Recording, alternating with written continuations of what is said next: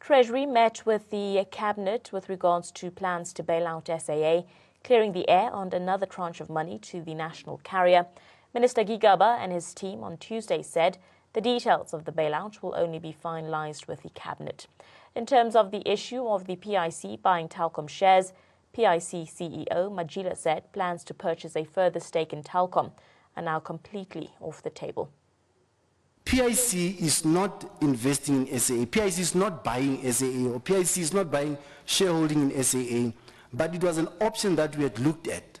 If we have to dispose of Telkom shares in a way that we thought it would make sense, can we get the money that we needed? At the time, the estimate was about 10 billion.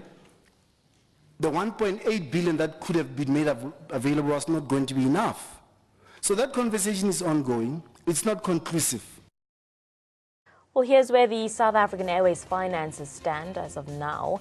SAA made a 1.3 billion rand loss in the year to date, ended July. SAA has 6.785 billion rand in government guaranteed debt. September 30 deadline when debt of around 6.8 billion rand is due to mature. 9 lenders agreed to roll over debt. Citibank agrees to roll over a portion of their debt. SAA negotiating to have the loans extended by at least 18 months. SAA requires a 13 billion rand bailout over a 3-year period. The DG and the CEO said that they looked at SAA at that time and they were not happy with what they saw, and they decided not to invest. So it shouldn't be expected that there's going to be a blanket ban or blanket approach whether you participate or you do not participate. Am I withholding the annual financial statements of SAA? Unfortunately, I don't audit SAA. I therefore have no power over the annual financial statements. I have directed that there be a board evaluation report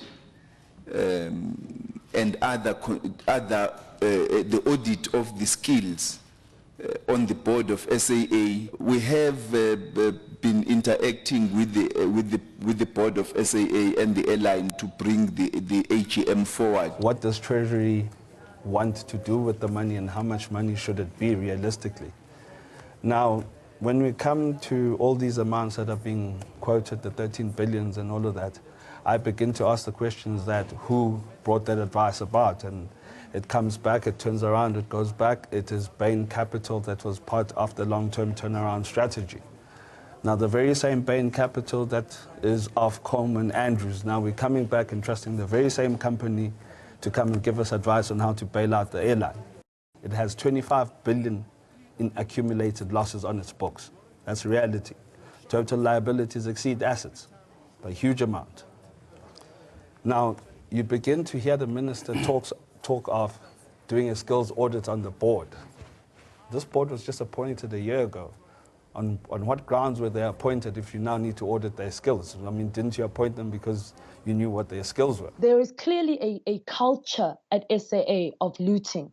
And it's because the operations people, the people who've been there for 10, 20 years, holding those senior management positions, are the ones who are actually responsible for the crisis that we find ourselves here.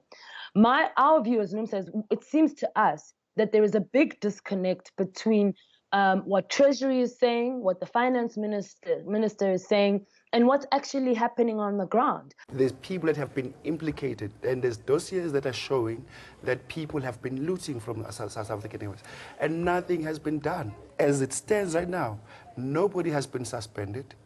Nobody has been held responsible for all these charges that even the case that we've